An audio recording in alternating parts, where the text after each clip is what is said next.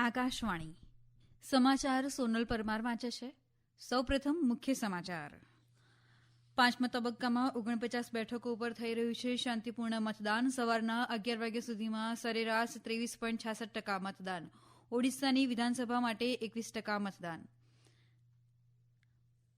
છઠ્ઠા તબક્કાના મતદાન માટે વિવિધ પક્ષો દ્વારા ચૂંટણી પ્રચારમાં વેગ અને પ્રધાનમંત્રી નરેન્દ્ર મોદીએ ઓડિશામાં પ્રચાર કર્યો તો સમાજવાદી પાર્ટીના અખિલેશ યાદવ ઉત્તર પ્રદેશમાં કરશે ચૂંટણી પ્રચાર.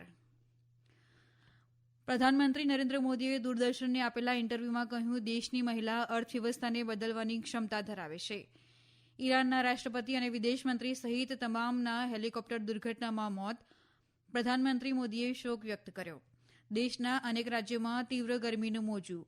તકેદારીના ભાગરૂપે પ્રભાવિત રાજ્યોમાં જાહેર અને ખાનગી શાળાઓ બંધ રાખવાનો નિર્ણય. સમાચાર વિગતવાર.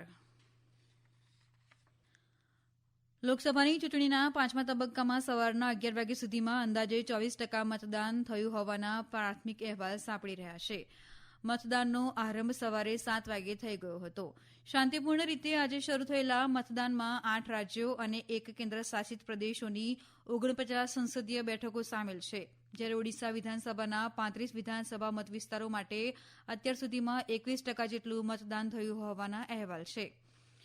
પશ્ચિમ બંગાળમાં સૌથી વધુ 33%, ઉત્તર પ્રદેશ અને લદ્દાખમાં 27%, ઝારખંડ 26% અને ઓડિશા, બિહાર અને ઝારખંડમાં 21%, જ્યારે સૌથી ઓછું મહારાષ્ટ્રમાં 16% મતદાનના અહેવાલ છે.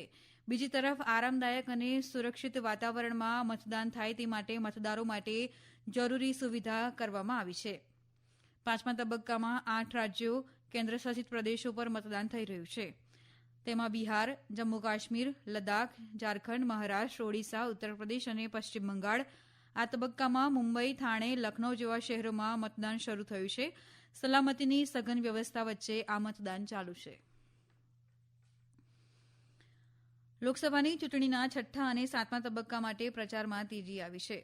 આજે પ્રધાનમંત્રી અને ભાજપના વરિષ્ઠ નેતા નરેન્દ્ર મોદીએ ઓડિશાના પુરીમાં 2 કિલોમીટર લાંબો મેગા રોડ શો યોજ્યો હતો. તેમણે પુરીના ગ્રાન્ડ ટ્રંક રોડ ખાતે રોડ શો માટે રવાના થતાં પહેલા શ્રી જગન્નાથ મંદિરમાં પ્રાર્થના કરી હતી. પ્રધાનમંત્રીએ આજે રાજ્યમાં અંગુલ અને કટક ખાતે જાહેરસભાને સંબોધી હતી. અહીં છઠ્ઠા તબક્કામાં મતદાન યોજાવાનું છે. આજે સાંજે શ્રી મોદી પશ્ચિમ બંગાળમાં ઝારગ્રામ અને તમલુકમાં જાહેરસભાને સંબોધશે. સમાજવાદી પાર્ટીના વડા અખિલેશ યાદવ ઉત્તર પ્રદેશમાં 3 જાહેરસભાને સંબોધશે. શ્રી મોદી આજે સાંજે 2 દિવસીય માટે પટના જવા રવાના થશે. દરમિયાન પ્રધાનમંત્રીએ આજે મતદારોને મત આપવા અપીલ કરી હતી. સોશિયલ મીડિયા પોસ્ટમાં શ્રી મોદીએ ખાસ કરીને મહિલાઓ અને યુવા મતદારોને તેમના બંધારણીય અધિકારનો ઉપયોગ કરવા અપીલ કરી હતી. ભાજપના વરિષ્ઠ નેતા અને કેન્દ્રીય ગૃહમંત્રી અમિત શાહ અને ભાજપના રાષ્ટ્રીય અધ્યક્ષ જેપી નડ્ડા ઉત્તર પ્રદેશના મુખ્યમંત્રી યોગી આદિત્યનાથ તથા ઉત્તર પૂર્વ દિલ્હી મતવિસ્તારના કોંગ્રેસના ઉમેદવાર કન્હૈયા કુમાર દિલ્હીમાં જાહેરસભાઓ સંબોધશે. દિલ્હીની તમામ 7 બેઠકો પર આ મહિનાની 25મી તારીખે મતદાન થશે. પ્રધાનમંત્રી અને ભાજપના વરિષ્ઠ નેતા નરેન્દ્ર મોદીએ આરોપ લગાવ્યો છે કે કોંગ્રેસે સમયાંતરે ભારતીય બંધારણનું અપમાન કર્યું છે.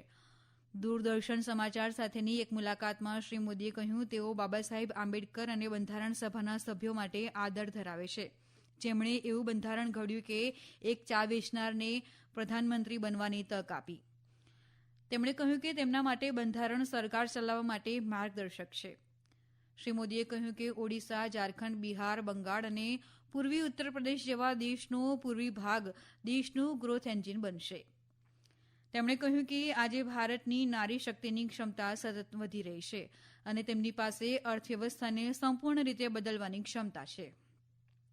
શ્રી મોદીએ એક સમાચાર સંસ્થા સાથે વાત કરતા કહ્યું કે તેમણે લઘુમતીઓ વિરુદ્ધ એક શબ્દ પણ બોલ્યો નથી, જો કે તેઓ કોંગ્રેસની વોટ બેંકની રાજનીતિના વિરોધમાં છે. શ્રી મોદીએ કહ્યું, બાબા સાહેબ આંબેડકર અને પંડિત જવાહરલાલ નહેરુ સહિત ભારતના બંધારણ નિર્માતાઓએ નિર્ણય લીધો છે કે ધર્મના આધારે અનામત આપવામાં આવશે નહીં. આ રાષ્ટ્રીય સમાચાર આપ આકાશવાણી પરથી સાંભળી રહ્યા છો. આ સમાચાર આપ અમારી YouTube channel AIR news Gujarat પર પણ સાંભળી શકશો. વધુ સમાચાર માટે આપ અમારા ટ્વિટર હેન્ડલ AIR_news_ABAD ને ફોલો કરી શકો છો. હેલિકોપ્ટર દુર્ઘટનામાં ઈરાનના રાષ્ટ્રપતિ ઇબ્રાહીમ રઈસી અને વિદેશ મંત્રી અબ્દુલ્લાહિયન સહિત તમામ લોકોના મોત થયું હોવાની પુષ્ટિ થઈ છે.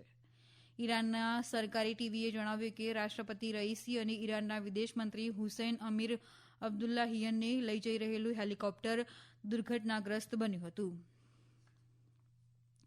ઈરાનના ઉત્તર વિસ્તારમાં ગાઢ ધુમ્મસને કારણે હેલિકોપ્ટર દુર્ઘટનાગ્રસ્ત બન્યું હતું.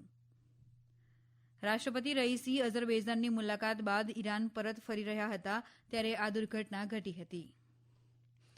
આ ઘટનાની જાણ થતાં જ શોધખોળ શરૂ કરવામાં આવી હતી, પરંતુ અત્યંત દુર્ગમ વિસ્તારમાં આ હેલિકોપ્ટરનો કાટમાળ મળ્યો હતો. જે રીતે હેલિકોપ્ટરે હાર્ડ લેન્ડિંગ કર્યું હતું તે જોતાં કોઈપણ જીવિત હોય તેવી આશા ધૂંધળી છે.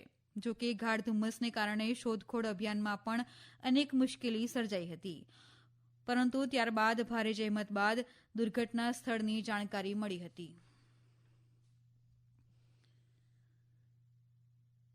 પ્રધાનમંત્રી નરેન્દ્ર મોદીએ કહ્યું છે કે તેઓ ઈરાનના રાષ્ટ્રપતિ ડોક્ટર સૈયદ ઇબ્રાહીમ રઈસીના દુઃખદ અવસાનથી ખૂબ જ દુઃખી અને આઘાતમાં છે. એક સોશિયલ મીડિયા પોસ્ટમાં શ્રી મોદીએ કહ્યું, ભારત ઈરાન દ્વિપક્ષીય સંબંધોને મજબૂત બનાવવામાં તેમનું યોગદાન હંમેશા યાદ રાખવામાં આવશે. પ્રધાનમંત્રીએ કહ્યું કે ભારત દુઃખના આ સમયમાં ઈરાનની સાથે છે. આ ઉપરાંત વિદેશમંત્રી ડોક્ટર એસ જયશંકરે હેલિકોપ્ટર દુર્ઘટનામાં ઈરાનના રાષ્ટ્રપતિ ડોક્ટર ઇબ્રાહીમ રઈસી અને વિદેશમંત્રી હોસેન અમીર અબ્દુલ્લાહિયનના નિધન પર શોક વ્યક્ત કર્યો. ભારતીય હવામાન વિભાગે આગામી 4 દિવસ માટે ઉત્તર પશ્ચિમ, પૂર્વ અને મધ્ય ભારતના મેદાનો ઉપર તીવ્ર ગરમીની સ્થિતિ માટે રેડ એલર્ટ જાહેર કર્યું છે. હવામાન વિભાગે જણાવ્યું કે દિલ્હી, હરિયાણા, પંજાબ, રાજસ્થાન, ઉત્તર પ્રદેશ અને બિહારમાં ગંભીર તીવ્ર ગરમીની સંભાવના છે. ગઈકાલે રાજસ્થાન, ઉત્તર પ્રદેશ, ગુજરાત, પંજાબ, હરિયાણા, ચંદીગઢ, દિલ્હી, મધ્યપ્રદેશ, કેરળ અને તમિલનાડુમાં તીવ્ર ગરમીની સ્થિતિ જોવા મળી હતી. દિલ્હીના નજફગઢમાં દેશમાં સૌથી વધુ તાપમાન 47.8 ડિગ્રી સેલ્સિયસ નોંધાયું હતું. રાષ્ટ્રીય રાજધાનીના મોટાભાગના વિસ્તારોમાં પણ મહત્તમ તાપમાન 45 થી 47 ડિગ્રી સેલ્સિયસની રેન્જમાં નોંધાયું હતું, જે સામાન્ય શ્રેણી કરતાં 4 થી 6 ડિગ્રી વધારે છે. ઉત્તર પ્રદેશમાં આગ્રામાં 47.7 ડિગ્રી સેલ્સિયસ સાથે બીજા ક્રમે સૌથી વધુ તાપમાન નોંધાયું હતું. હવામાન વિભાગે એમ પણ જણાવ્યું કે દક્ષિણ પશ્ચિમ ચોમાસું માલદીવના કેટલાક ભાગો અને કોમોરીન વિસ્તાર, બંગાળની ખાડી, નિકોબાર ટાપુઓ અને દક્ષિણ આંદમાન સમુદ્રમાં આગળ વધ્યું છે.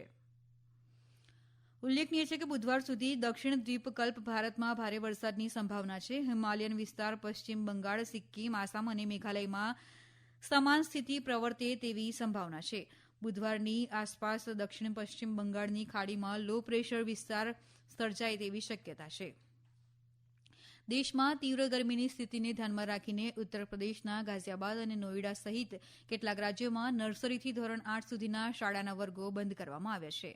નોઈડામાં આગામી આદેશ સુધી શાળા બંધ રહેશે, જ્યારે ગાઝિયાબાદમાં આ મહિનાની 25 તારીખ સુધી શાળા બંધ રહેશે. તમિલનાડુના પ્રાદેશિક હવામાન કેન્દ્રે રાજ્યના 4 જિલ્લાઓમાં રેડ એલર્ટ જાહેર કર્યું છે. હવામાન વિભાગે આજે જણાવ્યું હતું કે કન્યાકુમારી, તિરુનેલવેલી, થેની અને તેનકસીમાં આગામી 2 દિવસ માટે રેડ એલર્ટ રહેશે. આગાહીમાં એમ પણ કહેવામાં આવ્યું છે કે તે જ સમયગાળા દરમિયાન વિરુધનગર, કોઇમ્બતુર, નીલગિરીસ અને ડિંડીગુલના અલગ અલગ સ્થળોએ ભારેથી અતિભારે વરસાદ પડશે. અંતમાં મુખ્ય સમાચાર ફરી એકવાર. 5મા તબક્કામાં 49 બેઠકો ઉપર થઈ રહ્યું છે શાંતિપૂર્ણ મતદાન. સવારના 11 વાગ્યા સુધીમાં સરેરાશ 23.66% મતદાન. ઓડિશાની વિધાનસભા માટે 21% મતદાન. 6ઠ્ઠા તબક્કાના મતદાન માટે વિવિધ પક્ષો દ્વારા ચૂંટણી પ્રચારમાં વેગ. પ્રધાનમંત્રી નરેન્દ્ર મોદીએ ઓડિશામાં પ્રચાર કર્યો, તો સમાજવાદી પાર્ટીના અખિલેશ યાદવ ઉત્તર પ્રદેશમાં કરશે ચૂંટણી પ્રચાર. પ્રધાનમંત્રી નરેન્દ્ર મોદીએ દૂરદર્શનને આપેલા ઇન્ટરવ્યુમાં કહ્યું, દેશની મહિલા અર્થવ્યવસ્થાને બદલવાની ક્ષમતા ધરાવે છે.